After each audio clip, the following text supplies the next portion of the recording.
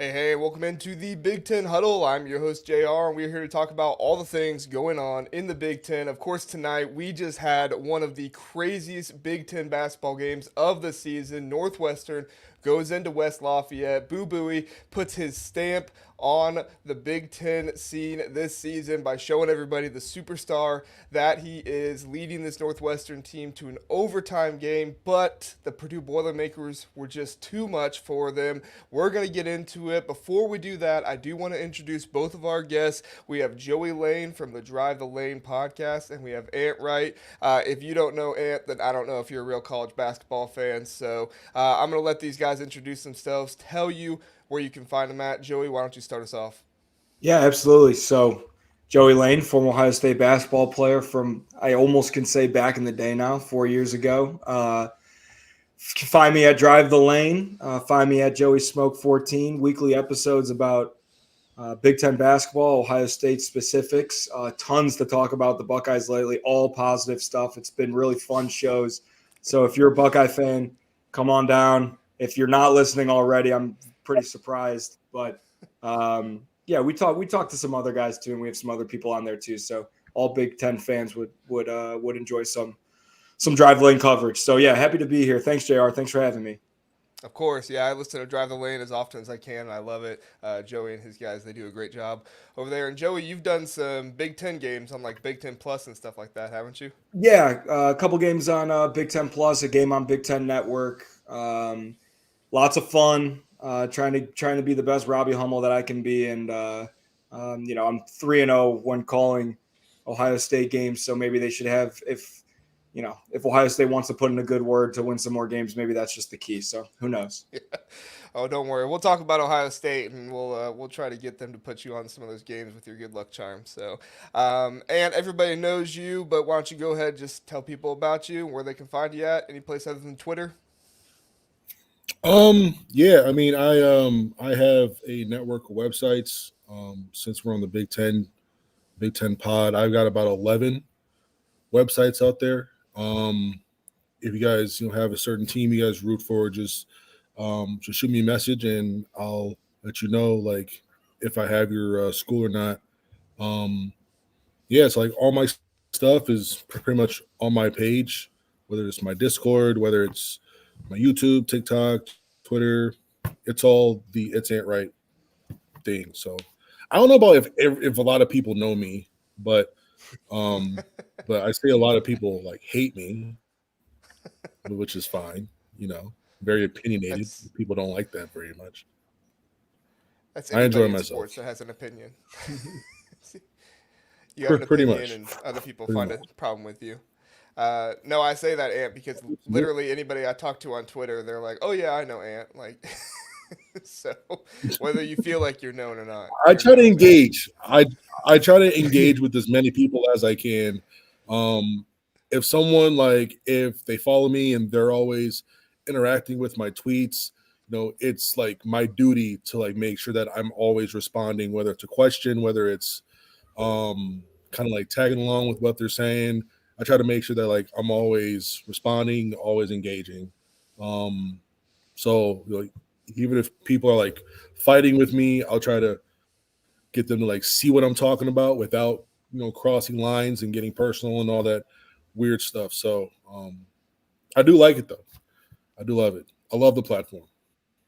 Oh, 100%. Yeah, appreciate you, man, and always appreciate good interactions that don't just turn into insults on Twitter. So that's that's always good.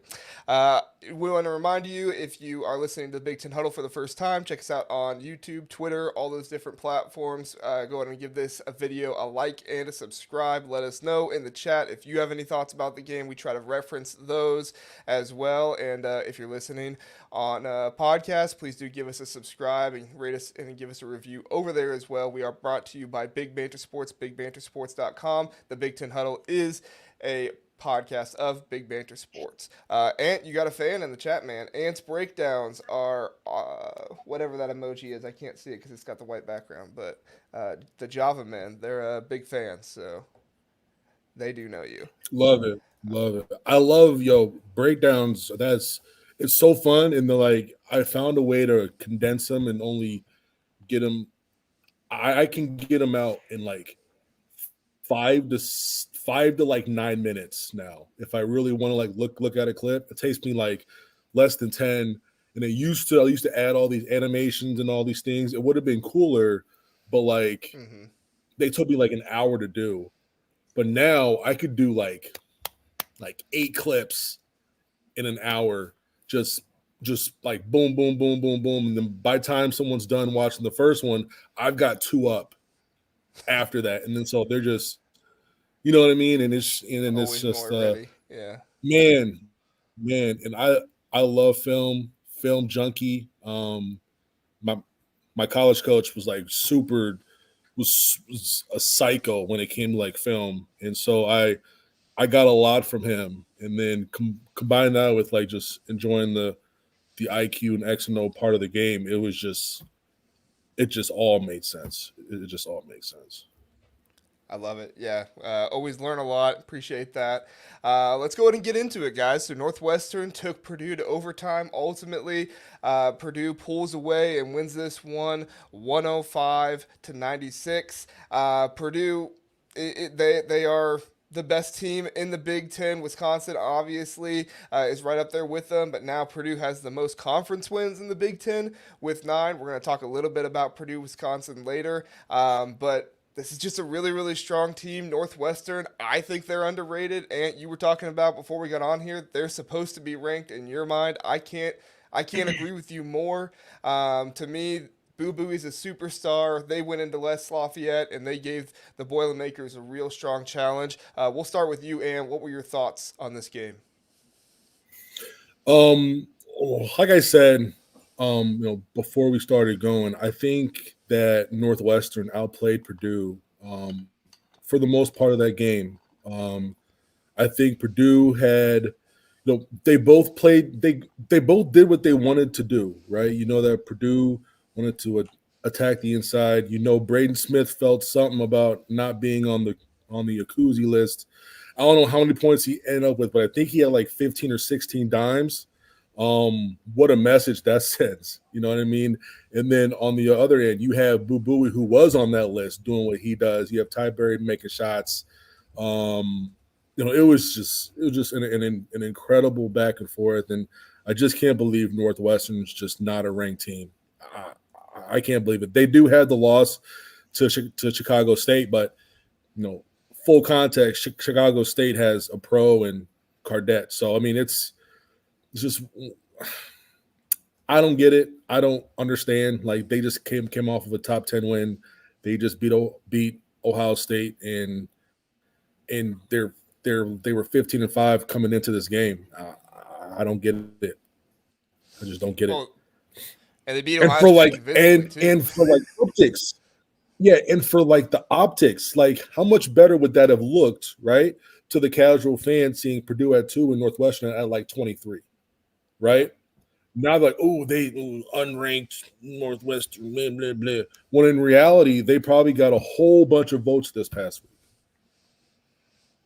Yeah, no, for real. And that's kind of life in the Big Ten right now. It's what I've been saying about the conference for most of the year is they're just not getting the respect they deserve because it doesn't seem like some of the teams have had the offseason like they typically have, right? Michigan State was, they had that big Baylor win, but outside of that, they didn't really get the respect outside the conference that I think they should have gotten.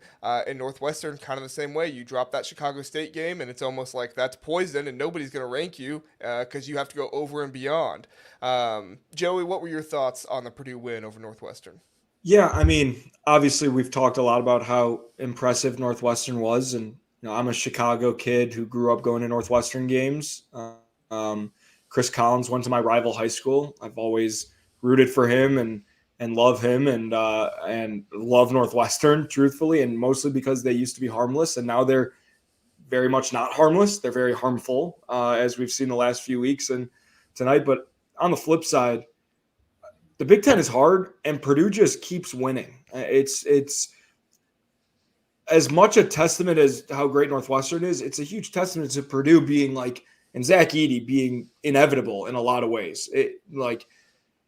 You can score 90-something points against Purdue, and they'll just score 100. You can make 9 threes against Purdue, and they'll make 12.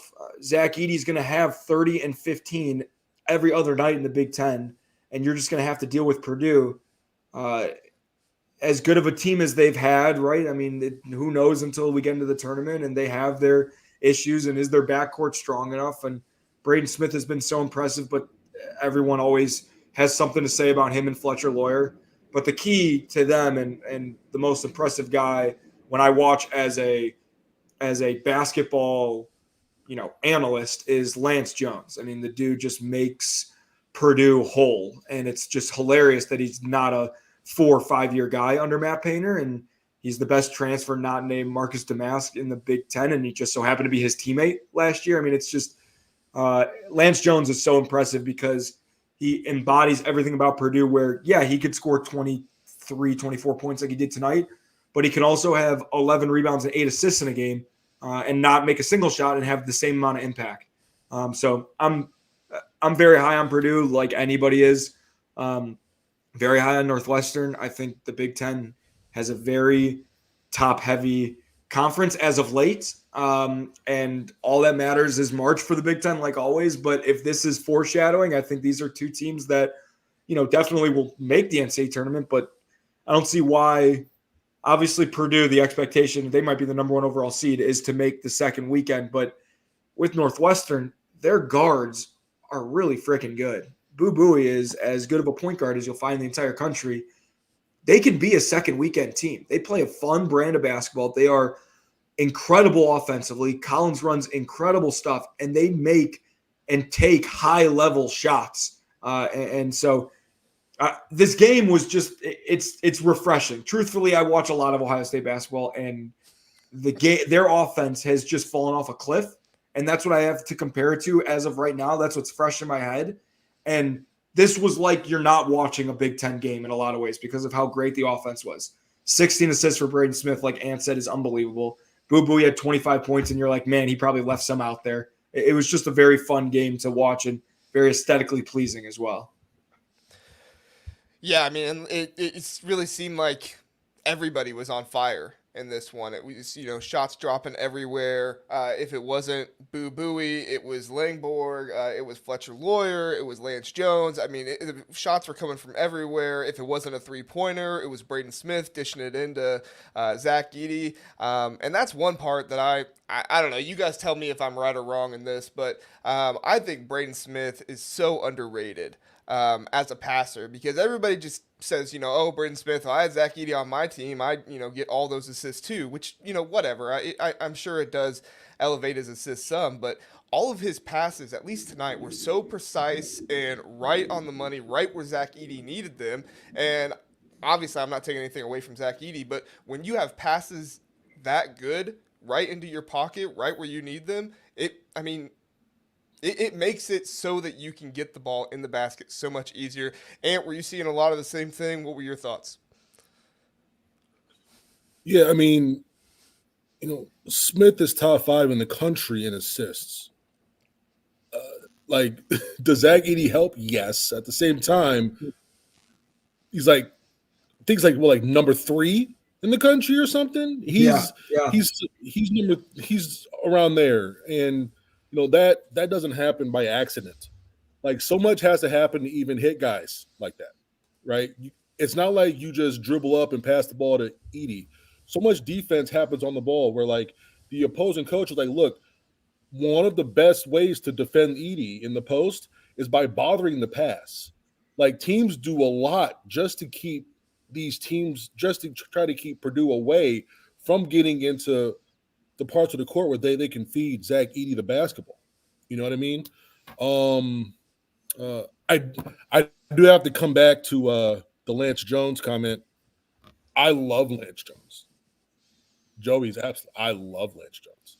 How could you not? I am a huge Lance Jones guy. I wouldn't put him as the second best transfer. Maybe most important. Yeah, it's a better way of saying it. I'd put him in most important. Would Wisconsin still be good without AJ Storr? Absolutely. But I think Lance Jones is much more important for Purdue than AJ. Khalil Ware, I think same thing, where he's probably a better transfer, but in my opinion, Indiana's better with only 2 post players on the court and 3 guards. So they didn't have Ware this past game. They were fine, right? How is Purdue tonight without Lance Jones?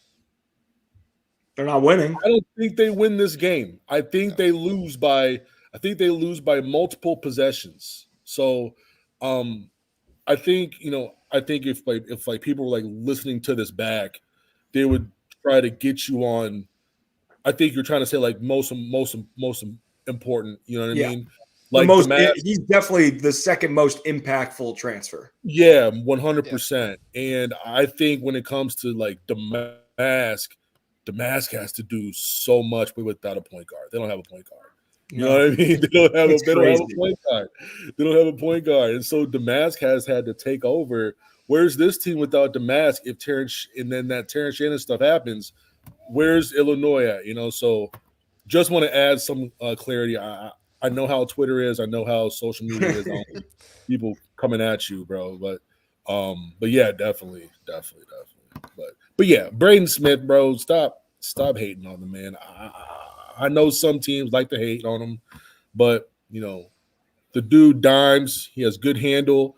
A lot of that is because Lance Jones takes so much off of his plate this year, and they played so well together. It looks like they've played together for years. It's kind of weird that they've only been together for several months, but yeah, man.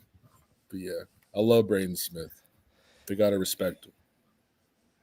Yeah, our guy, guy in the chat is asking me, JR, as I recall, you being skeptical of Braden in the preseason. Hey, I'm man enough to say I was wrong. I was skeptical of Braden Smith in the preseason because I said Braden Smith is the key to Purdue elevating in this way. Now, obviously, I didn't see Lance Jones elevating this team the way he has, but I'll 100% put it out there. I was skeptical of Braden Smith, and he shut me up real fast this season because at the end of the day, his handles have improved. His ability to pass has been so much more impactful for this team. And not that it wasn't last year, but it's just on a different level now that's putting them in this kind of new tier, new territory, not just for this season, but also what I believe is going to be the postseason as well. Guys, we got a few questions in the chat from people. We can't get to all of them, but I do want to get to some of these. And Joey, we'll start with you. This one from Caitlin.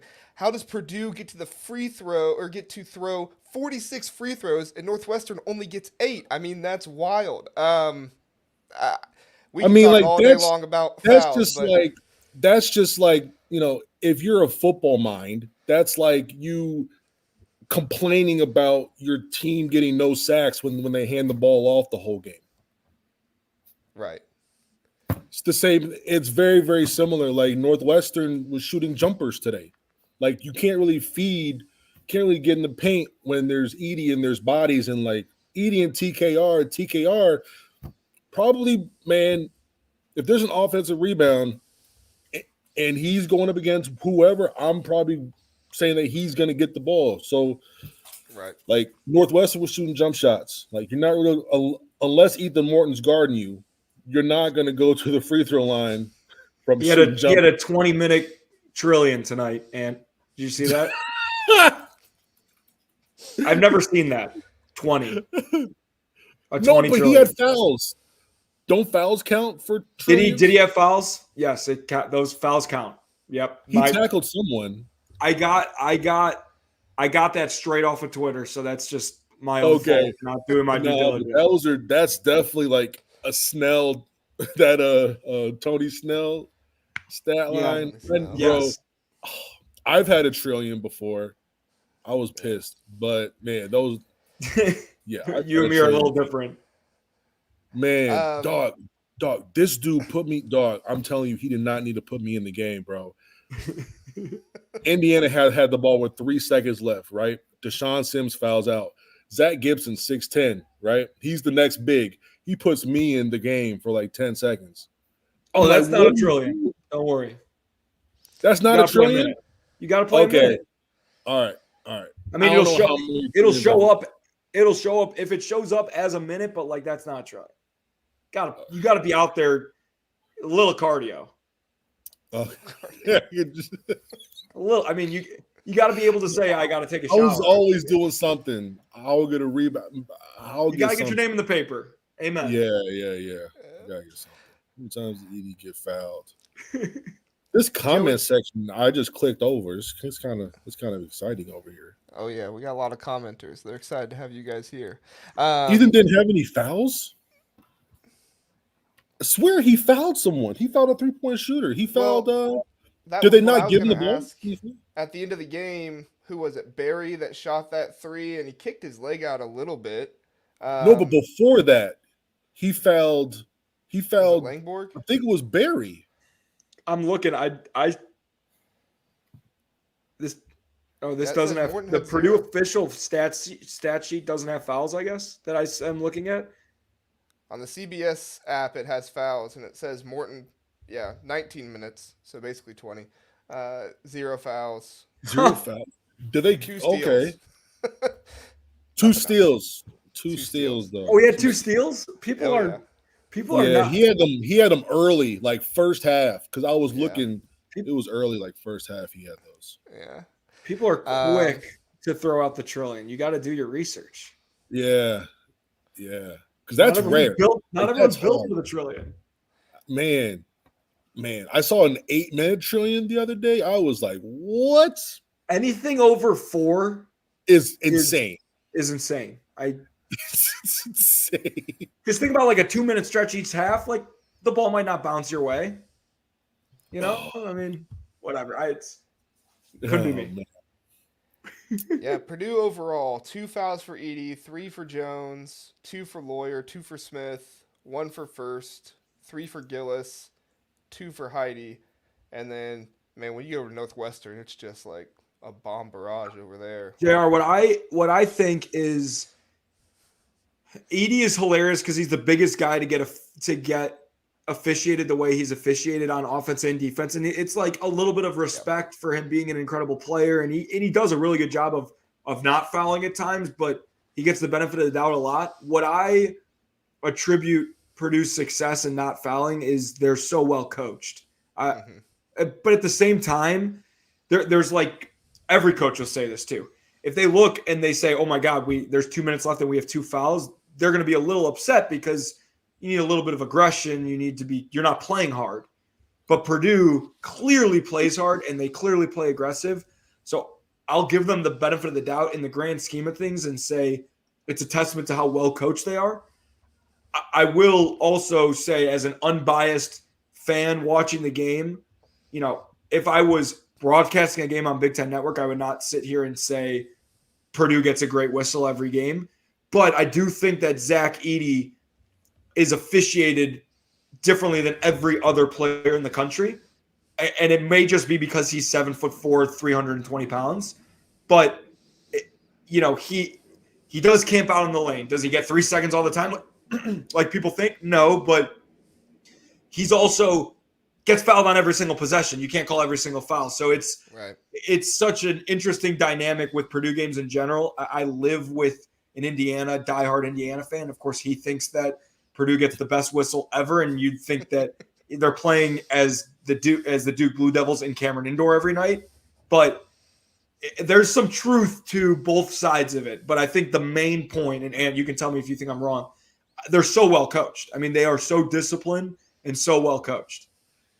Yeah, they are very, very well coached, and I would say like Greg Gard's teams are very, very, very similar in that they're not going to try to block like so many teams are undisciplined where they try to block your shots, go for steals that get you out of position. Like they want to foul with their legs, not with their hands. They want to body you up and they want to wall you up and they want you to score over them and through them, not around them. And that really, and they go straight up. There's no verticality ever being broken, anything like that. And if you make the shot, that's fine. But they know that they're doing everything that they need to do from a standpoint of just playing solid defense. You don't need to be Anthony Davis like down there. You just got to be stout. Don't get bullied. Show the referee your hands. If you show the referee your hands, referees are not going to call the foul when there's tons of contact still. Mm-hmm. But they're showing their hands so referees don't call it as much. When it comes to Zach Edey is impossible to referee, and Joey is right. The dude gets fouled almost every single possession. But you can't call every single one. That's just how that goes. He gets fouled every possession because if they don't allow some physical play, Zach Edey would put up like 70 points a game because he'll be able to get to wherever he wants to. If anything, Zach gets fouled way more than anyone else. Absolutely. Easily. Because players have to put all their weight into just 3/4 fronting. It's ridiculous. It's ridiculous. He's impossible to guard without fouling, but referees aren't going to call it unless it's egregious. So, yeah. My guy Kent is in the chat here. He says, "How many times did Edey get fouled?" I'm asking. Everyone is saying the foul discrepancy was because Edey gets fouled a lot in the comments. So I don't have the exact stats of how many he got fouled in this game, but I can tell you that Zach Edey leads the nation in 8.6 fouls drawn per game. They give him the next ball. closest He's right is by the Jaden. basket. Right. The next closest is Jaden Ledee from San Diego State, who My is teammate. 7.8. I know, a former Ohio State guy. Can't believe I have a teammate still playing college basketball. That's insane. I love Jay, though. He's a great kid. He's really good. He's doing really well this season. I knew I was washed until there was nobody in college I played against. Or I didn't how should I put it? Played with or against in their class. That's how I knew. So, man. So, when Seth Towns Yeah. The first person I thought of. Seth Towns was probably your guy. You're like a sophomore in high school. You are in the booth. He's still in college. It's unbelievable. I was one class ahead of him. I had guys when I was a junior coming into Ohio State that were the same age as me, but they were freshmen. And then when I left, there were guys that were still playing that were the same age as me every year until really now. It was insane. I mean, good for them. Hey, if I somehow I only played 4 years. Everybody else has played more than 4 years in my little, 6-year span, basically. Everyone else has played more than 4 years if they wanted to. Somehow, some way I got stuck only playing 4. I tried to play another one, but that's all. It's all we. It's crazy. I don't get it. It's unreal. How it goes. Your body starts breaking down. You're like, okay, what's next? Exactly. That's all it is. Exactly.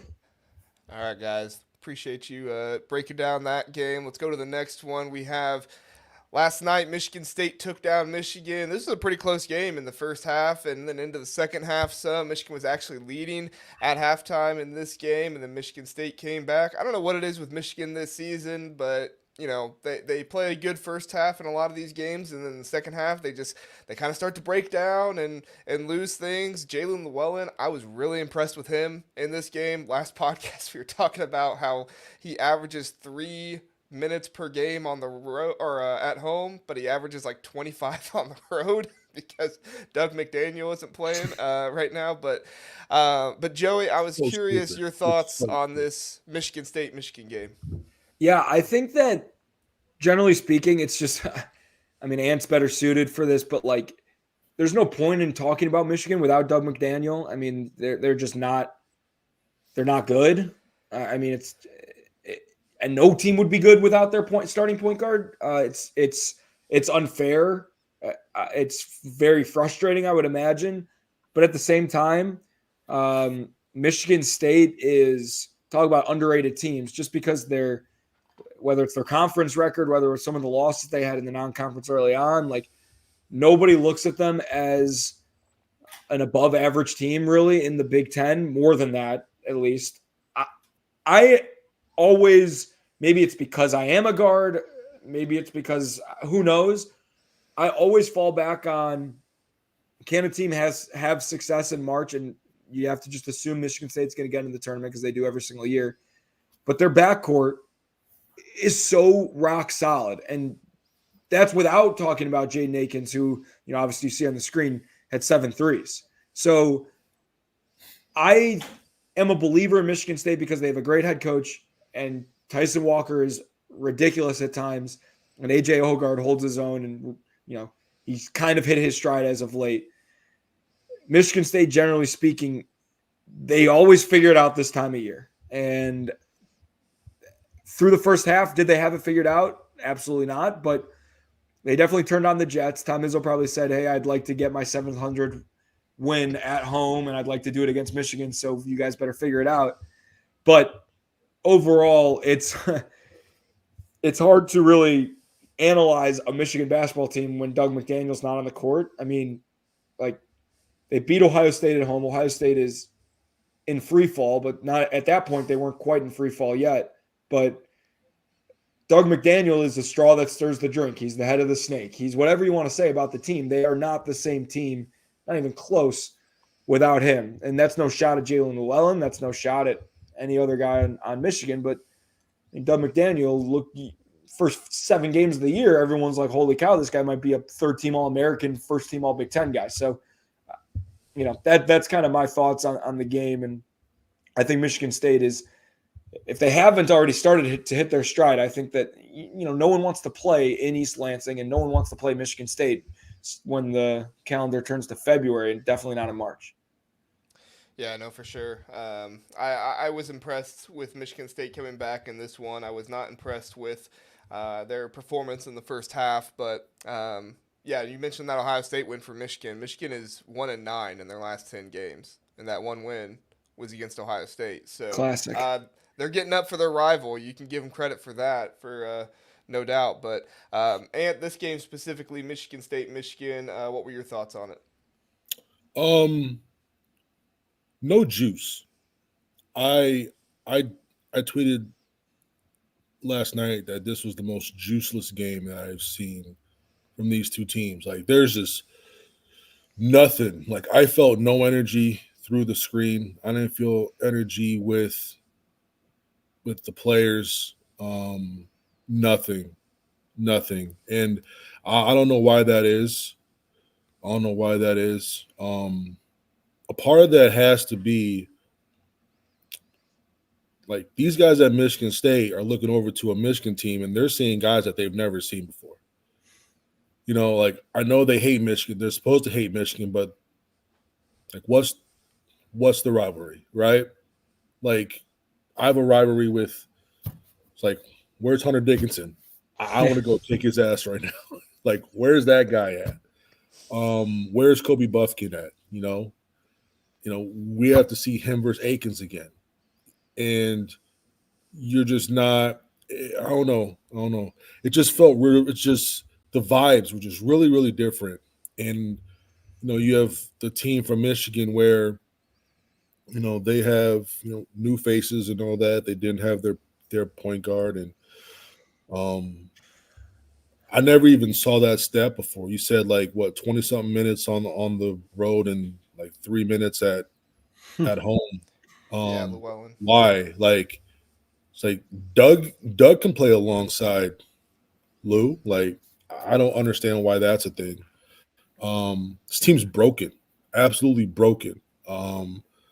They have 4 wins in like 2 or 3 months. Like, it's disgusting. And you know why it's disgusting? It's disgusting because we saw what they could be. Like, in their first 3 games, what they were doing, they go at the Garden, completely blow out St. John's. Like, that final score was in the teens, but that was because Pitino kept pressing when Michigan put the bench in with like 4 minutes left. They do that, and then lose to Long Beach State, and then they just go to that. They go like Atlantis or something, and then I don't get it. I don't understand. Um, Usually, I'm watching teams, and they're getting better and better. When I saw their first few games, I'm like, yo, this team could finish in top 5 in the league easily, Hmm. easily. And I don't know what happened. I don't know what happened. I don't know what happened. It it just it's just been unrecognizable. Um, you could watch these games and see that some of these guys are kind of checked out. Um, I know that there's a lot of stuff going on in the background, but it's I don't know. I don't know. It was just a juiceless game, and nothing surprised me. Them winning the first half, I'm like this is what they do. Like they come out and win the first half, and then when they got to adjust in the second half, it just all goes to nothing. And that's what happened. I think State was like plus 20, 21 in the second half, or no surprise at all whatsoever. None whatsoever. I think that's like the sixth or seventh time now where they won the first half and then like lost the game. Yeah. So We have a question here from under Brad's Wood. Will Juwan be dismissed before the end of the season? I no, kind of have a hot take on this one that I don't think I think he's back next season. yeah, Personally, yeah. I what do mean, you like think, Ant? if I was a betting man, I would say he's back next year. And if he's not back next year, it's from his own volition, not because Ward, the athletic director, said, let's part ways. So if he's not back, it's not going to be because of Michigan. It's going to be because he wants to move on. Well, And Jace has one no, more year, right? he's not going to. You said what now? I said Jace has one more year too, right? Yeah, he has his COVID year. He has his COVID year. Okay. Yeah. So that's kind of up to him, whatever he wants to do. But yeah, there's so much going on, man. It's Crazy. ridiculous. What do you think, Joey? You think Juwan's back next year? I don't know. I don't want to talk about coaches getting fired for many different reasons. Yeah, I don't like talking I like respect the thought. people ask me that all the time. People ask me that all the time, and I'm like, I'm not answering that. Like I don't like it's crazy. especially when it's just too close to No, home I right get it. now. But in general, I I don't, JR, if we're getting a beer at a bar, I'll talk your ear off about it. But I don't like to. It's just not good business.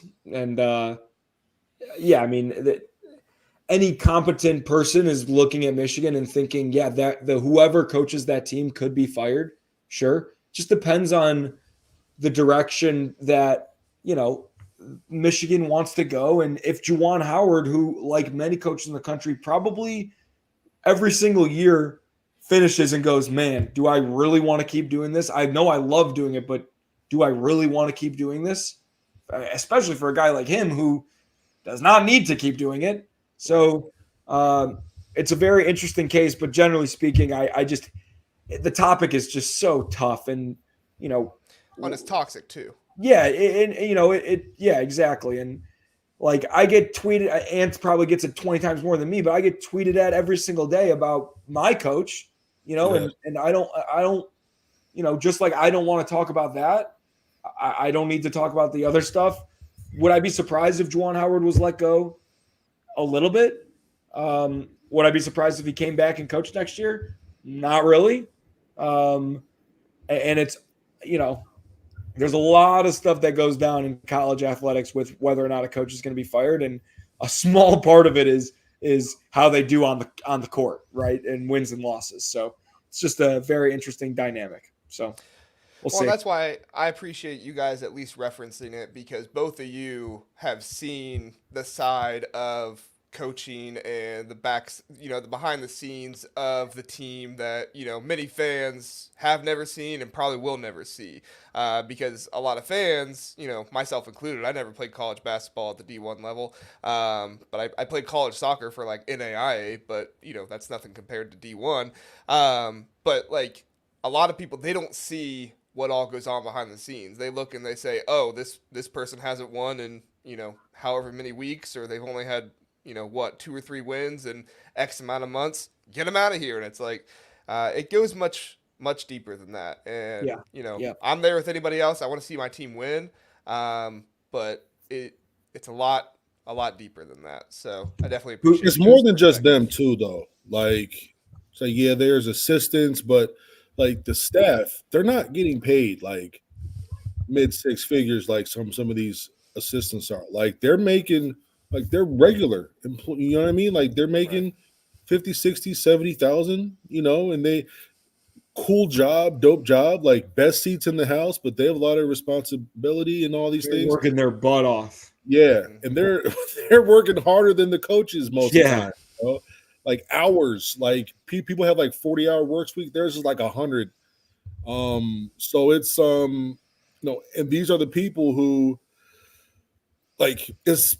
I'm not gonna say it's easy for someone with a lot of money to just get up and move, but it's easier. But if you're making 50, 60, 70K and you're in since Cincinnati, and then next thing you know, your boy from Cal Berkeley wants you to come for the same position. Not only are you going to have to pay a lot more for less space, but you got to move you, your family, your kids across the country for maybe 8 months. Like it's like a 1 month, it's like a 1 year thing because you're always trying to move up, trying to see what's next. Is this what you want to do? Is your spouse cool with this, or do they want you to, hey, let's settle down some?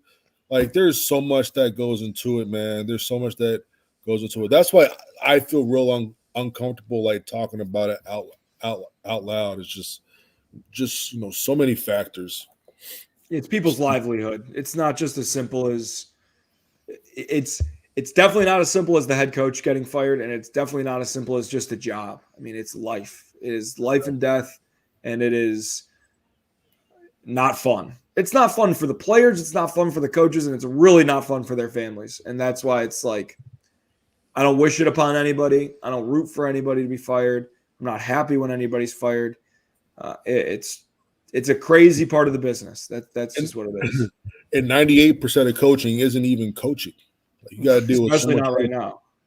You got to deal with so much other stuff. You got to make sure guys are happy. You got to make sure you're in contact with AAU programs. You got to get in contact with this shoe company, that shoe company. You got to make sure that guys are getting this and that. NIL, like, oh, so-and-so's talking about hitting the transfer portal. Their you're recruiting your own team to come back the next year. Like, right. It's crazy. Crazy. That's why these big-time coaches are getting out, bro. Like, they're like, this isn't what I've been doing for the last 30 years. Like, I'm not doing this. No. You saw the Boston College coach who was an Ohio State guy when I was there. He just – football coach, head coach of Boston College, left to go be the defensive coordinator for the Packers. Like, if that's not a message of the world of college athletics, I mean, it's already tough, but that it's changing. I mean, I don't know if you don't see it, because that's like the best message you can get. It is. You're so right. Just so much more than X's and O's. So much. You got to hire more JUCO guys on staff, man, if anything, because like those guys are used to all this crap. Yeah, they're used to the changeover in roster, and they're used to all that. Get more JUCO guys up. Got to get at least one. Got to get at least one somewhere in the program. Have them as a Dobo or something. Definitely appreciate you guys' perspective on that. That's awesome to learn more about that, and very enlightening. So I appreciate that. This next game, I promise we won't get into that at all. I did watch the press conference afterward, and great win for Illinois in this one, 87-75 coming into Columbus, and this team played hard. Terrence Shannon Jr. Had his struggles, like people have been talking about, but overall, I mean, he scored 20-plus points. He hit 3 3-pointers. I mean, he was getting into his groove a little bit more in this one. And, like you guys are talking about, the mask, he's a phenomenal player for this Fighting Illini team. And at the end of the day, Ohio State, they didn't look like they were struggling as much in this one. And, they had much more offense there. But plain and simple, Illinois, just a really, really good basketball team and a really good offensive team who was able to come in there and score nearly 90 points. And, 75 points for Ohio State should be enough to win you the game. But like I said, when the other teams comes in and they're hitting shots and they're just playing efficient basketball, it is what it is. Joey, what were your thoughts on the Ohio State-Illinois game? Yeah, I mean, I million thoughts, but the overarching theme I think for Ohio State is at the beginning of the year they were, an upper echelon elite 3-point shooting team. They're not anymore. At the beginning of the year, they had arguably the best backcourt in the Big Ten and one of the best backcourts in the country when you include, Jameson Battle in there with Bruce Thornton and Roddy Gale. Now those guys are not playing it at the same level. Jameson Battle had a solid game. Roddy Gale finally looked a little healthier and had a good game. Bruce was okay. Didn't really play much in the first half because of foul trouble. But and the last thing is their defense is just gone. I just truly don't know what happened. I watched them all preseason. I went to a ton of practices, the early games in the season. Coach Holt, he was not ready to crown them as a phenomenal defensive team, but he kept telling me how they've improved, they've bought in, they play hard, and those all might still be true because I do think they play hard, but something is just like a piece of the puzzle is just gone. There were games where they were playing soft, like they played soft against Nebraska. One thing that my coaches at Ohio State did was they did not throw around the word soft. Like if we were being soft, then we knew that, we were being soft. So I don't use soft lightly, but they were soft against Nebraska and they were soft against Northwestern. For as poorly as they played offensively against Northwestern and as poorly of a rebounding team as Northwestern is, because they go small a lot, and even when they're not small, they're still kind of small. And Ohio State is a pretty darn good offensive rebounding team. To only have a handful of offensive rebounds in that game is just sad. I mean, I was sitting there in the front row with all of the boosters and head of the NIL collective for Ohio State, and to put on a performance in front of the guys that are signing your checks is not very fun either. But man, this game, I'll positively spin it, I guess, in Illinois' sake and say they are back to the team that everyone saw at the beginning of the year. Terrence Shannon had, his get right sort of moment down the stretch in the second half. Being from Chicago and having a million friends that went to Illinois, everyone is very excited about this team. I think they're as fun to watch as any team in the entire Big Ten, and they don't even have a point guard like we talked about earlier. Damask is ridiculous. Terrence Shannon Jr., if he played all year, he'd be a first-team All-American. Coleman Hawkins does everything. Luke Goody's my favorite player in the country. And he didn't even do anything. Brad Underwood's got a really, really good team. He has really good teams almost every year. It's just going to be a question of how well they do in the tournament, how well they adjust to things in the tournament, how well they adjust in important games. Can they win important games without a point guard? But this team is as dangerous as any team in the Big Ten in my eyes come March. I do think Ohio State maybe caught them on a bad night, but Ohio State also not playing great basketball at the same time. JR, I agree that 75 points is enough to win games in the Big Ten. It should be. But man, Ohio State might make a couple buckets, but they just can't get that stop. And I don't know what is happening in Columbus. There is elements of a free fall. It is hilarious that the only team that I wouldn't switch places with right now is Michigan.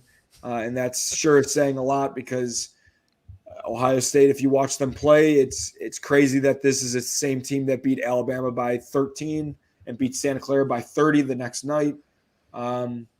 Very similar story to Michigan. Beginning of the year, everyone's like, holy cow, this might be the second best team in the Big Ten. And then you fast forward 5-6 games later, and you'd think the sky is falling. The only positive that I can say is that it's in there somewhere, I think, for the Buckeyes. I have to be positive because that's all I know how to do. everything that they want is right in front of them. If they go on a good stretch, like it's not impossible to be 10-10 in the conference, and that probably gets you into the NCAA tournament. But the team that I've seen the last 5 games doesn't look like they can go 10-10 in the conference. But it's in there somewhere. I definitely trust the staff. I mean, I've played for the staff. I've had success under the staff. And I trust the players. I mean, Bruce Thornton, Roddy Gale, it's in there somewhere. And I just want it so bad for Jamison Battle on a personal note, because the conversations that we've had are all about, I came to Ohio State to make the NCAA tournament. And it just, I just feel for the kid, because he made the move. He left Minnesota to come to Ohio State to play in March and play in meaningful games in March. And if he doesn't get a shot at it, that's just awful. So, I mean, I could go on and on about Ohio State. I mean, listen to Drive the Lane and you'll hear everything that I have to say. But not a fun time. But who knows? Basketball is weird. College basketball is really weird. Things can change at the drop of the hat. Choosing to be positive about it, but like, man, if you've watched the last few games, I don't know how you think that the season can turn around, but I sure hope it does. Oh, I mean, that's why we love college sports, right? You think, oh, there's no way anything like this could happen, but it's the emotion and it's the drive and the passion of the players and everything else, the coaching that comes into it as well, where it's like you see something and you're like, there's no way anything could happen here. But at the end of the day, something does happen and it gets you excited and you start believing in your team again, even when it seemed like there was no way to have belief. I mean, I've been on this podcast, like 4 episodes in a row now, sitting here saying, I don't know where Ohio State's going to go from here. But at the end of the day, like, I look at this team, I don't think it's a lack of skill. I don't think it's a lack of talent. Right now, I see some guys on the court at certain points in time, they look like they kind of lose confidence at times, which I've been there. Stuff happens on the court, stuff happens when you're playing out there and you lose some confidence and then things get away from you.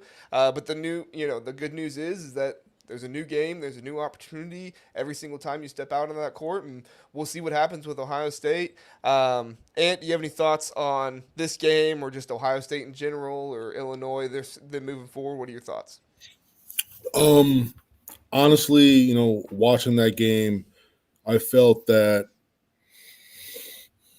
against 85-90% of the teams in the Big Ten, I think Ohio State finds a way to get that close at the end. I feel that every time Ohio State made a run, they got down like they just couldn't get past like 9 or 10. Yeah. And then Illinois would just get to 16, 17, almost like right away. Yeah. Like it wasn't like this grinded out and they got to 6, back it up to 16 over like 3 or 4 minutes. They would get back up to 16 in like 2 or 3 possessions. Right. It was extremely quick. It was like shotgun, nope, not happening. And I'm sitting here like, you get it to 9 or 10, you like the next one to get a 6-point run, right? Next one to go +6. If that's Illinois, it's back up to 16. If that's Ohio State, it's a 3 or 4 point game, right? That's the little difference. And I feel that Illinois just did not let Ohio State get breathing room. It's almost like the closer the game got, the more locked in Illinois became. And that's the difference between a team who is going to be a top 4 seed in the NCAA tournament and a team who is fighting to get back on the bubble. There was two very different mindsets where Illinois was being an absolute killer in this game, where they would turn up when they needed to, while staying under control, but they would really, really turn up. Are they playing Mahaffey a lot at the 5 now? They did down the stretch. I mean, against Illinois, when Coleman Hawkins is the opposing 5, I think you can. They don't. In any other game, they don't, truthfully. I mean, they just don't. Gotcha. I think that's a wrinkle that they need to throw in there. I love Mahaffey's been the best player in the last 5 games. He was making plays at the end of the game at the 5. got to try something new at this point. I mean, they've had Zed and Felix out there at the same time, but they rarely have neither of them out there unless Devin Royal is in there. But yeah, when he was out there, the game was over already, right? It's a 10+ point game, but it was an interesting style that they were playing, and I wouldn't be surprised if you see more of it. Yeah, and in this one of the biggest issues, and it's kind of become an issue over the last few games, was Ohio State's lack of ability to score down low by the bigs. I don't know what's happened to Zed Key this season. I don't know if he isn't pushing guys around as much because he's gotten slimmer, which good for him. You can definitely tell he's been in the weight room and working hard in there. But I think he's had to adjust his game a little bit because he's not quite as big and I don't want to say as strong, but he's just not able to push people around as much down there. I was talking to Mark Titus hard about to adjust. What'd you say, Ant? I was talking with Mark Titus on his podcast. This was like during like exhibition time, and we were like bringing up how like Zed Keys lost so much weight. I was like, I didn't even recognize who he was when I was watching him in I think they were playing Dayton or somebody. Yeah. I'm like watching this game and I'm like, yo, who is that? I'm like looking through the roster, like, who is that dude? In person, it's even crazier. I mean, it's unreal. Man, it's unreal. I'm like, yo, who is that, bro? Do you have a number on like how much weight he lost? Had to be like 20. It looks, yeah. So I was like, I don't know. If he had a jumper, I wouldn't mind it as much. But he's like I don't know, like how good is Jared Sullinger if he's 200 pounds, 6'7"? Well, I think what I couldn't agree more. I was talking about this with another well-respected basketball mind at the Northwestern game. There is an element of losing weight, which obviously that's awesome. Way to go, Zed. Like, that's great. Like, you should try and lose weight. But if it turns you into a basketball player that you're not comfortable being, right, and you lose your game, right, like a Caleb Wesson, if Caleb Wesson loses 15 more pounds, his game is drastically different. The one thing that I will back Zed up with is he is doing whatever he wants out there still. He is getting deep post-ups. He is getting fouled on deep post-ups like a ton last game. He was getting fouled a ton last game. He just can't finish. It's almost like him losing all that weight, he lost his touch. Like, that's what it seems like to me. Because at the rim, he's incredible. He dunks everything. He's quicker to off the floor, catching lobs, finishing above the rim. All that is great. It's when he is 4 feet, 5 feet, 6 feet out, middle of the paint, left-handed hook shot, right-handed hook shot, whether it's off the backboard or in the middle of the lane. This is the same guy that scored 20 and 10 against Mark Williams and Duke 2 years ago, right? Like he was the reason angle merchant. Right. Exactly, right? I mean, he like, I'm not comparing him to Zach Edey, but Zach Edey he doesn't just dunk the ball. He makes these hook shots from 8 feet away. Like, they are not easy shots, but Zed is getting the position, and he has the same shots. He led the team in scoring last year until he got hurt. He's just not finishing. I don't know what it is. It's not at the rim. At the rim, he's fine. It's like he's lost his touch. That's what it seems like to me, because he's still able to get the deep post position and he's still physical on defense. But it's just bizarre, so bizarre, because Ohio State has zero post presence. I mean, zero. Yeah, I do like Felix with his on the defensive end, right? Yeah, he's a great rim but protector. You're not going to give him the rock on the block and say, "Yo, go get us 2 points." Right. Yeah, I feel you there. He's just tough. Like, he's almost like Cliff a little bit of Cliff Amore. Absolutely, but yet less athletic. So yeah. But he is. Cliff Alexander's a great. I think that's a great comparison because, well, first of all, Chicago guy that I saw play in high school a million times. Amore. And Oh, you're saying Omarui or Omori? Yeah. Yes, I agree with that too. I think they're all three. It's so funny. I'm thinking Cliff Alexander because I just watched a Curry high school basketball game. But But it made sense. He is less athletic. Yeah, but less athletic than both those guys. But yeah, Yeah. it's there's very similar paths of those two guys where everybody in Big Ten circles expected them to be all Big Ten caliber players, especially for Cliff. Maybe not as much for Zed, and maybe it's because the teams just aren't very relevant, but they're just a shell of what they were on better teams. It's very interesting. Both those guys, Cliff Alexander. Why am I thinking you're saying Cliff Alexander? Oh, it's all good. I love his Cliff Alexander. All he did was dunk, so it's fair. His commitment video was so funny. Oh my god! Especially for me, all my Illinois buddies were like crying. I'm like, that's amazing. Like, thank you for doing that. That's amazing.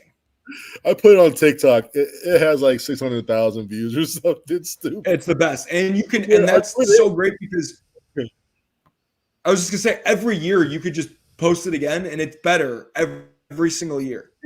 So I put his video stitched exactly with a video from like an Illinois apartment that was packed with Illinois kids reacting to it. I put that out there, bro. It was unreal. So good. So good. Oh, it was so good, man. So it's funny story about that. Sorry, Shep. My buddy and AU teammate, close friend, Jalen Brunson, who's killing on the Knicks. Very fun to watch him. Going to be named an All-Star tomorrow. He was down to Villanova in Illinois, and it was the year after Cliff did that. And we definitely had a few conversations like, not should he, but what if he did the exact same thing? Because Illinois for the longest time could not get the number one player in the state, Mr. Basketball, Gatorade Player of the Year type guys like Jahlil Okafor, Cliff Alexander, Tyler Ulis. The list goes on and on and on. Now, obviously, they're doing a great job of doing that. But if back-to-back years Jalen hit him with I'm going to be going to Villanova, that would have been just ridiculous. Poor Illinois fans. Max is mad at me. He says I'm an Edie homer. Why people call me a homer when I break something down that's correct, but they don't like it. Like they get mad at me for explaining the rules. Indiana thoughts, play more guards. That's what I was going to say. Is I like this comment better from Max. Indiana Anthony Leal, 40 minutes a game. Leal, the Lealter. I would die for Anthony Leal. Dude, oh man. You know what? I'm not gonna say that this morning I thought about him for like 20 minutes where I'm sitting there like no, because like I watched I'm not gonna say too much Big Ten basketball, but I watch a lot. And you know what? Whenever I watch Indiana, nobody has a better bench presence than Leal. He could have 8 DNPs in a row. And, he's the first one congratulating guys, first one up, first one, saying, hey, guys, come on. He's first one in the timeout, getting guys ready to go. And it's no shock to me that when he got his moments that he's been able to produce, and not just from like, hey, he had some shots. Yeah, but, he understood his assignments. He was still in shape. I didn't think at any point in time he was too tired out there. You know what I mean? Some guys – they're not playing. They're like, you know what? Why do I have to work hard still? Like, why do I got to do this? This is dumb. Da, da, da. But how he was able to really approach every game the same way. He was always dialed in. And that has a lot to do with him, his parents, his family, the people who are close with them. It's so much more than just him. Like there's so many factors that gets someone like that to perform despite being kind of shoved in the locker for the most part. And then now you get brought out that locker, come help us. He was in that locker studying away, doing the little things, taking extra shots and, being everything that we want a college player to be. That's life, And like this morning, I was just thinking about all that, and I was like, man, you know what? That is a model citizen of how everyone should approach their life. Point blank. I am such a fan of his because and his post game press conference really, or I guess interview, really encompassed everything about how I feel about him. Is there's something to be said about a guy who doesn't run away from a team when he's not getting playing time, has maybe I relate to this so much because even though I did grow up in Chicago, my mom is from Ohio. I grew up a huge Ohio State fan. Like I love Ohio State and the university, and all I wanted was Ohio State to do well. And Anthony Leal, like just a Bloomington kid who he's never going to transfer out of Indiana, No, and it's not. Mr. Basketball in Indiana, he's clearly good enough to get some tick, right? So the fact that he wants the best for the team, wants the best for his teammates, and it's a testament to like the prepared guys are not lucky guys, right? He was ready for when his number is called because he doesn't want to let his team down. At Ohio State, we called that competitive excellence. When you're needed most, you're able to give your very best. And Anthony Leal is so impressive because he's like a running bit or like a joke with Indiana fans. Like maybe Anthony Leal can save us, right? The Indiana kid, like, he's got the mom and pop NIL deals for local pizza shops and right. Like, but he is what college basketball is all about. The guys that would die for their university and die for their teammates and care more about winning than anything else. And, I'm not the biggest Indiana fan in the world. When I shoot a lot of threes, they shoot no threes, so it's hard to love Indiana. But man, Anthony Leal is hard to root against. He's hard to root against. Maybe impossible. My in-laws are huge IU fans. Have been all their lives, and they know Anthony Leal's parents, and they met Anthony Leal a couple times. And I mean, everything you guys are saying, just like magnified based on what they said as well. Is like, he is just the most stand-up kid, one of the best kids you ever meet, and everything you guys saying about just like he would literally die for Indiana. A university because like he just loves them that much and he loves playing for this team. I was concerned when Malik Renew went down in this game early. I still am concerned because I want to see Malik Renew keep playing this year. But seeing Anthony Leal have the game that he had, 13 points on 21 minutes, 7 rebounds, just fantastic game for him. I was so happy to see that happen. And if Malik Renew is down for an extended portion of this year, because he was on crutches at that game, are you concerned for Indiana moving forward without him? I'm not concerned. I'm not concerned more. I've always had a heavy concern for Indiana, even when they had a nice record. Something just didn't gel with me with how they did their rotations and their lineups and all that. But Renew has been arguably the best power forward in the Big Ten this year. I will put Dawson Garcia up there with him. I will put Coleman Hawkins up there with him. Mm-hmm. You can pretty much argue those three in terms of like who's been the better one. Depends on what you value.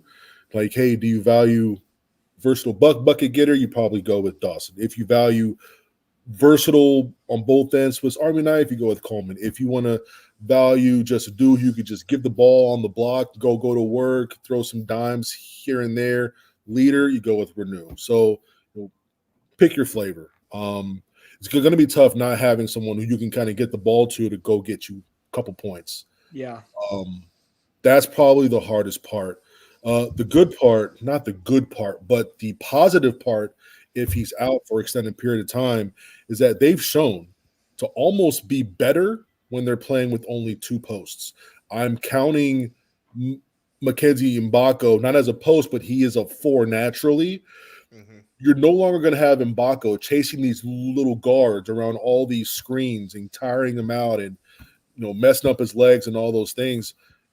Having him at the 4 and playing your 3 guards in a rotation, I think is going to be a positive. And I think with Kel'el Ware back, you have someone who can protect the basket. If someone gets by your much faster lineup, going to be a lot faster with 3 guards. With Trey Galloway at the 3, like, you're quick. Trey Galloway is quick. He's strong. He's not small. He's like 6'5", 200, 6'4", 205-ish. He's a bigger dude, athletic. And then just have Gabe, X, Trey. Then off the bench, you come with Leal, come with CJ Gunn. And then at the 4 and 5, Wyndon, Anthony Walker, maybe some Caleb Banks at the 4. Sparks, play him at the 5 some. So I think from a lineup standpoint, I like the lineup. I'm more positive about the lineup. I hate the fact that if they're going to be out, renew a while, that sucks. But from a lineup standpoint, I don't think it's as bad as people think it's going to be. I really don't think so. Yeah, that makes sense. Shap brings up the next point I was going to ask, and Joey, I'll ask you. Don't forget Gabe Cupps. I mean, do we think Gabe Cupps fits into that starting lineup, or do you think Anthony Leal's earned it, Joey? Well, I mean, I'd love to say Anthony Leal joined. Anthony Leal is so selfless that he probably is in the locker room right now saying, "I want to come off the bench, coach. Put Gabe Cupps in the starting lineup." He's probably better coming off the bench. He probably is. Game, settling his nerves, knowing it's different now. Because now he knows he's going to play. Yes, exactly. Yeah, it's a much different mind. He's not on scout team anymore killing. Like, no. You're playing defense for half an hour, not getting You're playing 23 minutes, Anthony. You're playing 23 minutes. Exactly. Well, he might be if X is out. Listen, people tell me that Gabe Cupps is Aaron Kraft 2.0. I have a tough time seeing it. So it's just an unfair hurdle that I have to get over with Gabe Cupps and the fact that he's an Ohio guy. But yeah, he's definitely starting. I don't know what Xavier Johnson's status is for sure, but I'm with Ant in the sense that Indiana's got to go to a more versatile, smaller lineup without Renew. Just sucks that it is Renew because Kel'el Ware is great. He's the best NBA prospect. He hits threes, he blocks shots, he dunks everything. That dunk he had last night was unbelievable.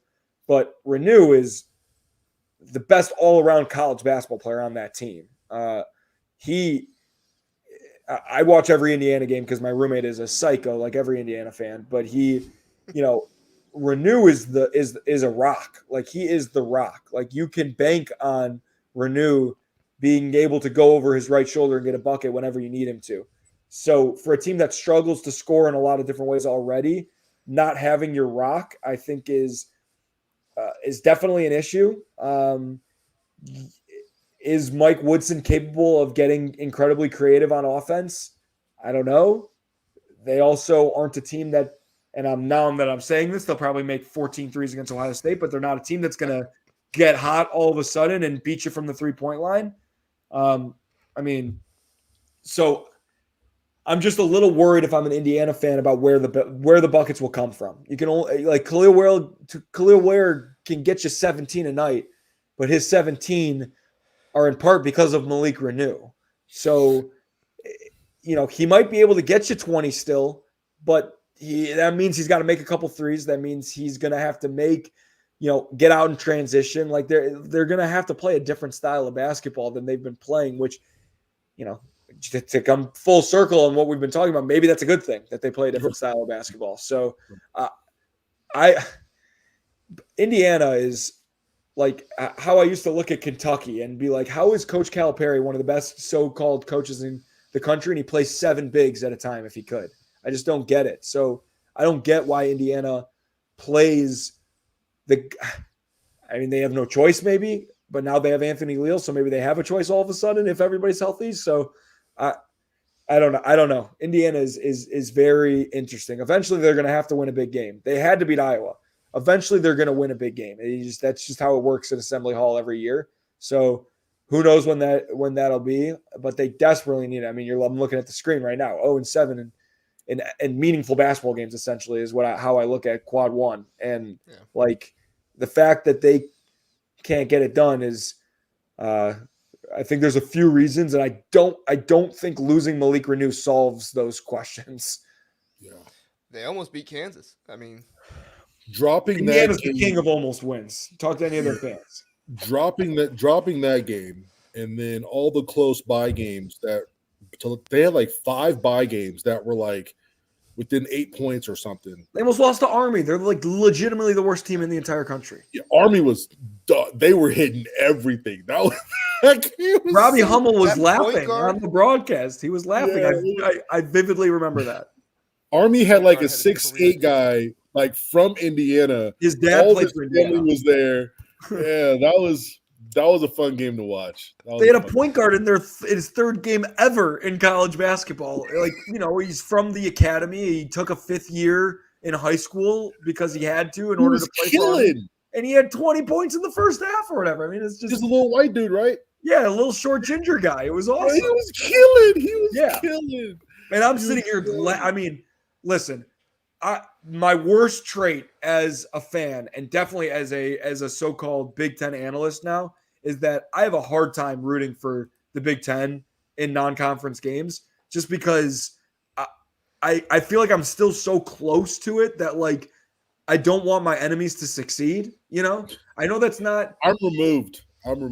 I know, and that's good, and I'm getting there. Like I'm getting 100%. Like I love Northwestern. Like I get it. Like I'm getting there. But man, when Indiana is at home and in a dogfight with Army, how in the world am I not supposed to root for Army? Yeah, but you know what, bro?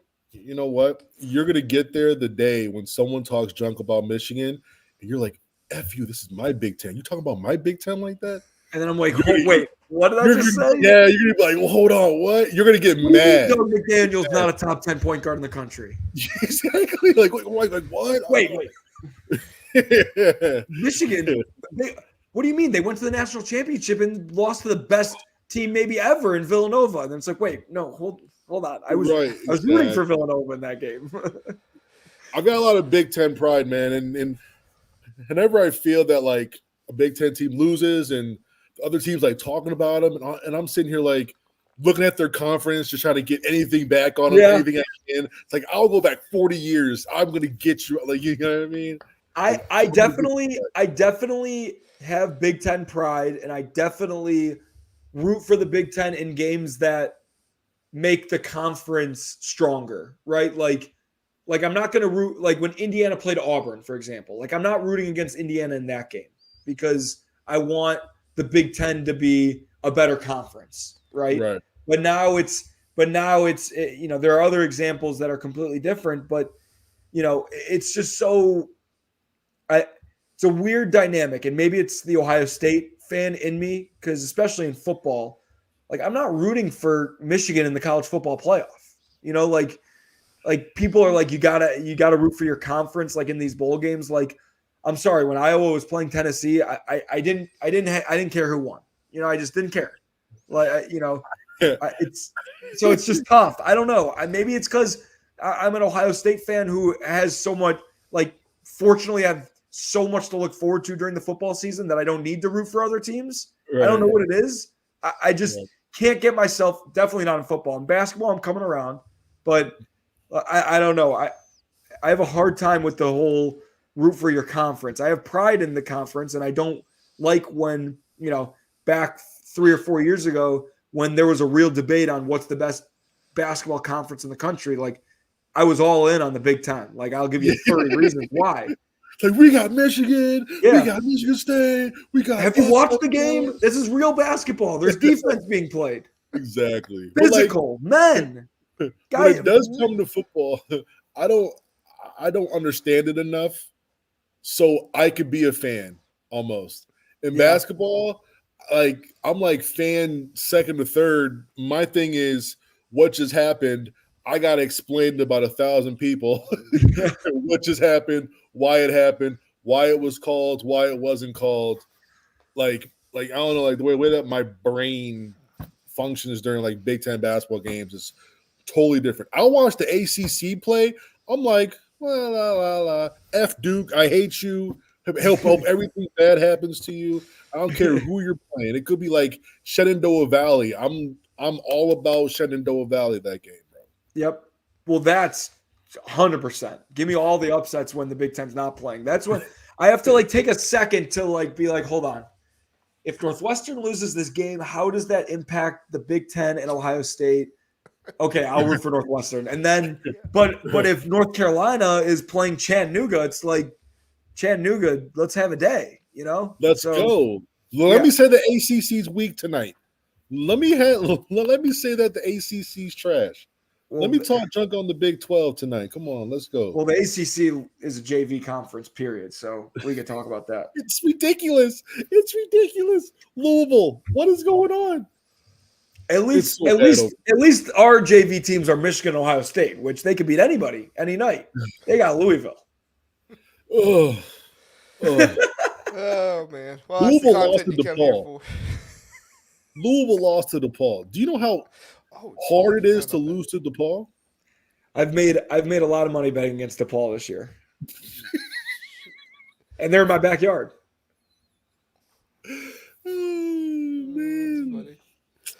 Man. All right, well, let's get to our last game. This one's a preview.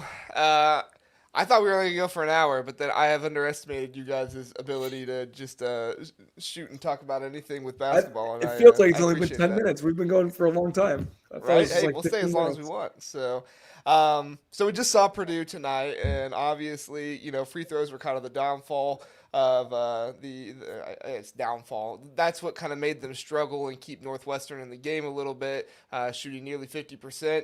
But that's not who this Purdue team is. However, Wisconsin, also a very good team. I think they're probably better than not probably. I think they are better than Northwestern, and they're at home in this one. Ant, what are your thoughts on Purdue going to Madison to play the Badgers? I like Wisconsin. I said before the season, I was like, if you have money laying around somewhere and you want to bet a dark horse for the Big Ten, put it on Wisconsin. I think they're like plus 1,500. I've got the receipt, and I'm just waiting for it to – not the receipt. I did not bet. I have the receipt, the Twitter receipt. You got the tweet. There you go. I got the tweet. I got the clip from Mark's show where I talked about them. I was like, look, value, you want to bet Wisconsin.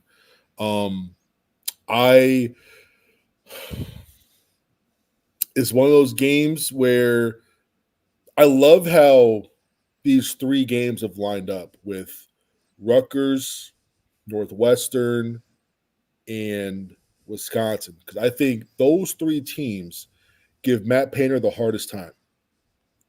No matter what their roster is. I just think from the standpoint of some coaches just get you. They understand how you function, and they do everything in their power to just throw a wrench in it. Some teams, they don't really have the preparation to do that, but Rutgers has a lot of prep to beat Purdue. They just didn't have the horses this year to make that a game late. Northwestern, they just get Purdue. That's why they went to overtime back-to-back times now. Wisconsin, Greg Gard, this is another team that understands how Purdue ticks.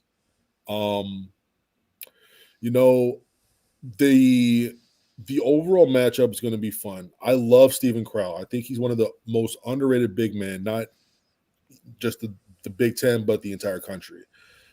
He does so many little things. I like Tyler Wall. I like, AJ Story. We talked about him earlier. Well, one of the surprises for me was Max Klesmit this year. What he's been able to do. Unbelievable. Spot. That guy has been, he's been really freaking good. And before the season, I was like, you know what? For this team to really recognize how good they are, Chucky's got to take a hard look in the mirror and take a step back. Like, he can't be the guy. Like, he has to, he needs to be a table setter more. And you know what? He has. I believe he's taking less shots. He's really being more picky about his shot selection. And guys like AJ and Max are just thriving right now. And then they're coming off the bench with John Blackwell and Winter, and they got a Sejan playing like he's J.R. Smith. Hey, come in the game, hit a few shots, and then sit your ass back down. I don't understand what's going on there, but having Connor Sejan, someone who many felt could be an All Big Ten performer this year, being your 8th or 9th man, this Wisconsin team is tough.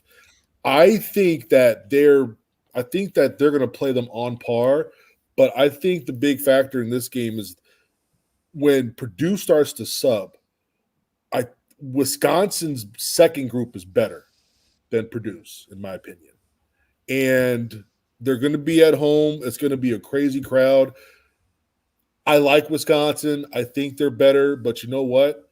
Whenever Purdue's back is against the wall in a game that they shouldn't win or it's going to be pretty close, they end up destroying. Like we saw that all non-conference where they were picked to finish like 1-2 in Maui, or like there's no way they're going to win out. Ooh, FDU this, FDU that. Yeah. Do you guys know if they're going to be underdogs or absolutely? Absolutely, I can look, but I think it'll be at least Purdue. Probably 2.5, 3. It'll be at least 1.5 for Wisconsin. Yeah, I think so too. In games like that, I just see Purdue kind of just rise above it. I think there's going to be a big game for Lance Jones. Lance Jones versus Max Klesman is going to be a lot of fun. Yeah. It's gonna be. I can't wait for this game. It's gonna be such a good game. I can't wait. This is gonna be big when it comes to the Big Ten race. If Wisconsin wins this game, they're gonna win the Big Ten. If you haven't seen the rest of their games, if Wisconsin wins this game, they're gonna win the Big Ten. If they lose this game, now they're tied. Now Purdue can, possibly, they may end up tying. But I think if Wisconsin wins this game, I think Wisconsin's is gonna solo it. No ties. I just listen. Wisconsin's awesome. They're fun to watch. A little bit of a different wrinkle to their team in general, just like with the fact that they are just interesting and exciting in a little bit. And last time they had a deep run in the NCAA tournament, they had dudes, and they've got dudes on this team, dudes that they haven't had in a few years. I just keep coming back to the fact that I just think Purdue is like Thanos. Like they're just inevitable. Like it doesn't matter if they get punched in the mouth. Doesn't matter if they're favored. Doesn't matter if they're underdogs. Like if Purdue is an underdog and you are betting, it would be wise to bet on Purdue if Purdue is getting points. I also think that this team is not afraid of anything. I think that Lance Jones is like a huge difference maker in a game like this. Wisconsin is not – they're way too good to say that they are like a Cinderella story and like the clock is going to strike midnight. But like every team – every year, and I'm sure you'll agree with this, they have a stinker. Like they always have a stinker. Like you get hyped for a game, and it's a stinker. Could be on the road. Maybe their stinker was against Penn State, and I'm totally wrong. But every team has a stinker. I don't think Purdue is capable of like in this big of a game of having any sort of a stinker. So I'm gonna ride with Purdue until they prove me otherwise. Would I be surprised if Wisconsin wins? Absolutely not. I think they're favored for a reason. I think Ant made a great point about how deep they are. Connor Season coming off the bench is just a perfect example of that. Like any game, Zach Edey is really important, but like it comes down to the guards. And if Braden Smith has a 16 assist game again or anything close to that, that's good news for Purdue. But like, man, it's going to be fun to watch 4 incredibly underrated guards go against each other in the national media. Obviously, they are as good as it comes in the Big Ten. And then can Stephen Crow play one-on-one defense against Zach Edey? He may be the best, most capable guy in the entire Big Ten. Zach Edey's as great as he is, but he's not known for passing the ball out. He's not known for not dominating games and taking a back seat. So we'll see what happens. I mean, all eyes from the entire country are going to be on this game, which doesn't happen every weekend for the Big Ten. So you just got to hope it's a great one, like Purdue versus Northwestern tonight. And again, you wake up the next morning, you tell me Wisconsin won, you tell me Purdue won. I won't be surprised either way. I just can't go against Purdue. There's just something about them that just makes me think that, they have their Virginia-esque storyline running where they lost to a 16 seed and it was embarrassing, and now they are coming back with the same group, better than ever, they got bigger goals than winning on the road at Wisconsin. It's like Wisconsin's just standing in their way on the way for their whole journey. So we'll see. It's gonna be a really, really fun game. I think they double them though. Oh yeah, I think they double them. And you know what? Northwestern didn't do a bad job. Northwestern, like Edey had like 13 and 8 on like 7 shots. Yeah. Through like the first 30 minutes. Then he just kind of just went, after that. Because as soon as Nicholson fouled out, he's like a running back. You keep running it. You already kind of made this same analogy, but like if you run the ball over and over again, eventually, like Michigan football, right? Like you're going to get tired in the second half, and they're going to break off a huge run. And Edey had a 60-yard touchdown, and that's the end of the second half. Yeah, that's what I was going to say. Is I don't know if I've seen a team like tire out Wisconsin this year. Obviously, Wisconsin struggled against Penn State, and they struggled early on. Who was that? Providence, was that who they lost to early on that they struggled with? So obviously they've had their struggles, but like that's what Purdue does to you. They talk about the boa constrictor for Michigan football. That's literally Zach Edey. It is like every single possession is so hard to score on Purdue, and then you go back down the court and Zach Edey beats you up, and those guards run you to death, around ball screens and everything else. And so I'm very interested to see how the bigs for Wisconsin respond to that, and just Wisconsin in general being tired, not having much juice left toward the end of the game, if they can pull away and win this one over Purdue. I mean, they'll obviously have home court, and that'll help energize them, but Nebraska's trappy tomorrow, though. Nebraska's a little trappy tomorrow. Oh yeah, Lincoln, Wisconsin at Lincoln tomorrow. A little trappy. It's almost like Nebraska is becoming not even eligible for a trap game if you're going there. Like, what you're going to expect. It's like playing Northwestern on the road. Like, they're going to score 85, so you better score more than 85 points. That's a great point, though. In the grand scheme of things, back? Is Juwan Gary back? He's been questionable for a week and a half. I bet he plays tomorrow. I bet he plays tomorrow. I hope he does. I want to see him versus AJ Storr. Yeah, that's great. There's that place is going to be decent crop of wings this year, man.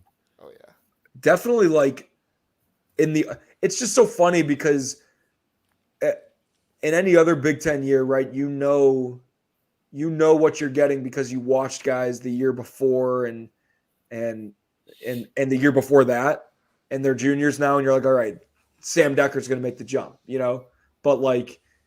Now you get guys transferring in and you forget everybody. Like you forget who is who and who has what role. And yeah, it's like less about guys being underrated and more about being like unknown. And it is a good crop. It is a good crop of wings. It's a very fun Big Ten year. Like very fun teams and very fun players. And guys have charisma, and like every home court is a fun atmosphere. Like home teams are winning every single game basically if you're not named Ohio State. So like it's just a fun year for Big Ten basketball. Have you been to Nebraska yet, Joey? Huh? Have you been to Nebraska yet? I mean, I've played there. Right, but I'm like saying this season. Like, did you go there this season at all? Oh no, I haven't gone. They're the arena that I want to be at the most so far this year. That's the most underrated arena in the Big Ten. And it's not underrated, it's just unknown. Was it always chaos when you played there? Oh, absolutely. They got nothing else to do in Lincoln, respectfully. So they support their Cornhuskers as they should. Nebraska and Arkansas are very similar. Yeah, absolutely. Oh yeah. Very, very similar in terms of like fan bases. Like that's all that they got. That's it. That's it. Just it's Nebraska, Creighton basketball a little bit, but it's Nebraska and it is Arkansas. There's no pro teams around, no nothing. Like the state school. That's it. I need Nebraska in the NCAA tournament. I just need it. They're gonna who in the world, what 6 seed wants to play Nebraska when they shoot 43s a game and Tominaga is shooting from 45 feet and Fred Hoiberg is playing 14 guys deep? Like, I mean, nobody is going to want to play Nebraska. I need Nebraska and Indiana State because they both shoot a ton of threes and they're crazy. Don't even get me started with Indiana State. They're my favorite team to watch in the entire country and my favorite player in the entire country. They're so unselfish. What's the point guard's name? What is the point guard's name? It's like Chabot. It's and then but the guy is Avila. He's unbelievable. He might as well be their point guard. Oh, the dude with the goggles. Yeah. The little guard though. The little guard. Why am I Swope? Yeah. Their head coach is dark horse DePaul guy. I don't like that for him. I don't like it for him. I love it for DePaul. And selfishly for myself. There's so much. Is there more than just there's got to be something else going on with DePaul, man? What's going on? Do they have the Miami problem where everything for athletics is like too far away from campus?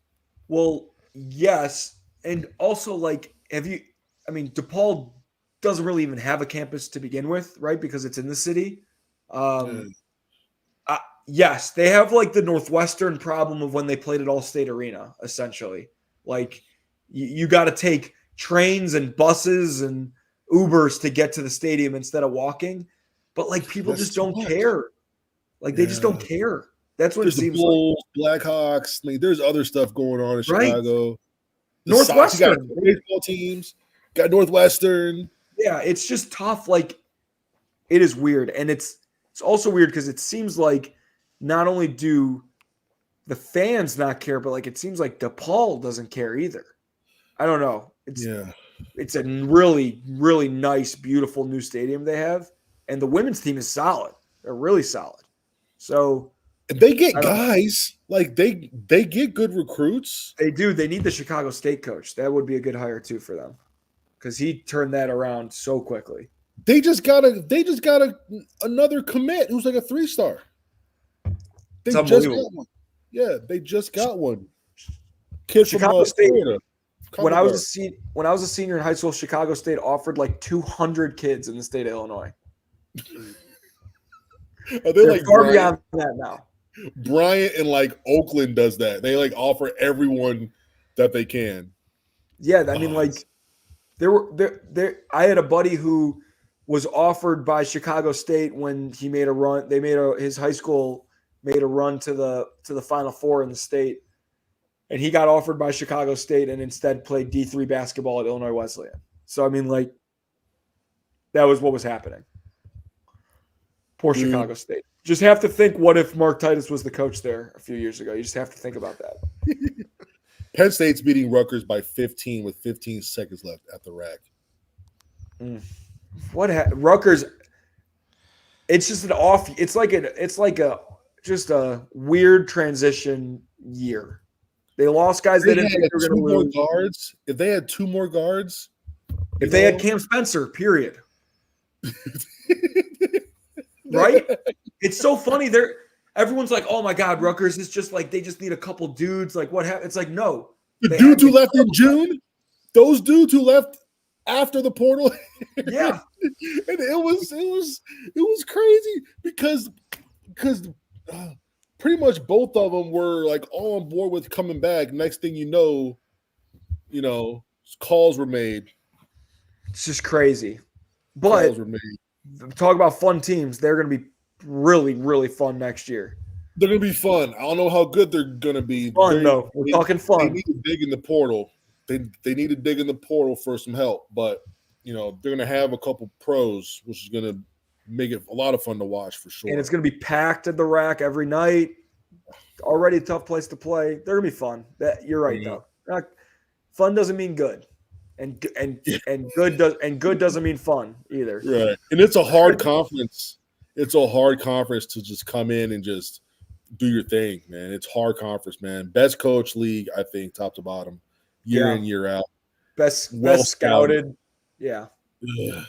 100%. Man. And next year it's like you gotta be solid or else you're not gonna make the tournament at the end of the year. Yeah. Like it's just the Big Ten tournament. I can't wait. Right. I can't wait for Big Ten tournament bubble watch. Yeah. Man, those games will be like, hey, if this team loses, they only have 6 games left. That's it. That's it for them. Tiebreakers. It's like, all right.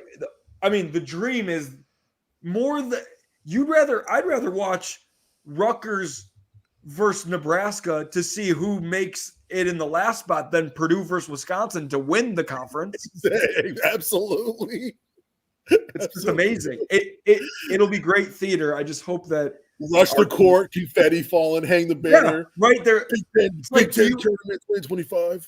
Like, I mean, it's crazy, but it's like there's gonna be shades of like when these low major teams win their conference tournament and all they did was get a chance to be a 16 seed and lose by 50 in the first round of the NCAA tournament. It's like, you can only celebrate for it is going to be wild.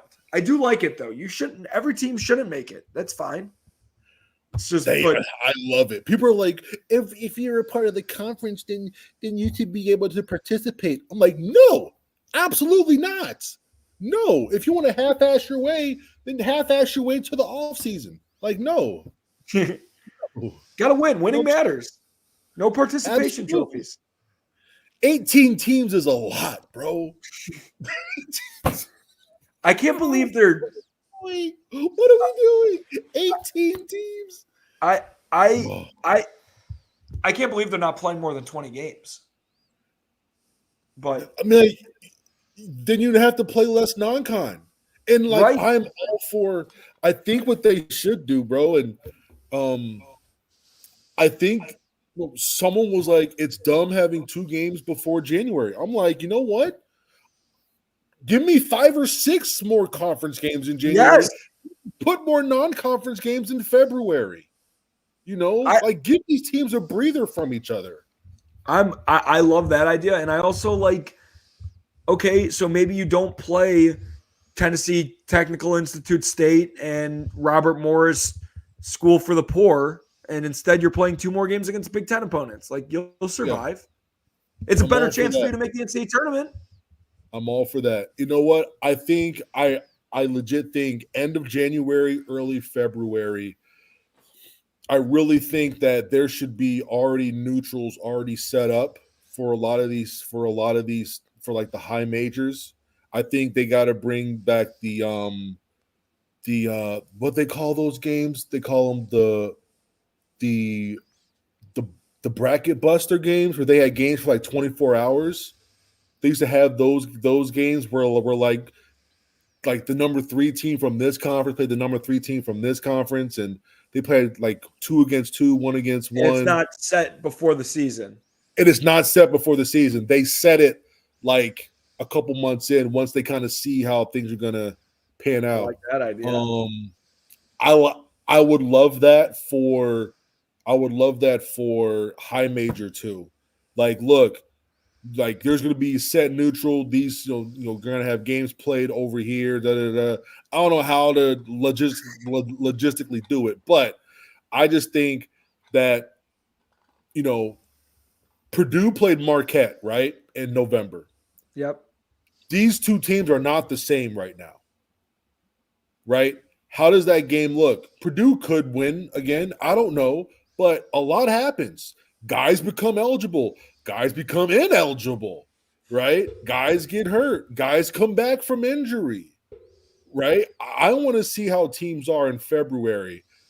There's way too much emphasis being put on non-con games that happened 4 or 5 months ago when teams are way different now.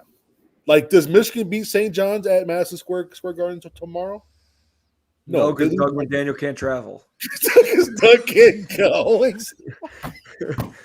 Doug or not, that's not a blowout win for Michigan. I'll tell you that much right now. And does Ohio State beat Alabama? Same thing. Does Ohio State beat, I want to know, and we're closer to March than we are to beginning in November. Right? Give me that. I like it. Give me more meaningful basketball games. Absolutely. And that's a money grab. People want a money grab? There you go. That's a money grab for you. Who's better, UConn or Purdue? Well, find out here. Go play in some like random gym in Northern Kentucky. Go. Have fun. Go play. It'll be on Peacock.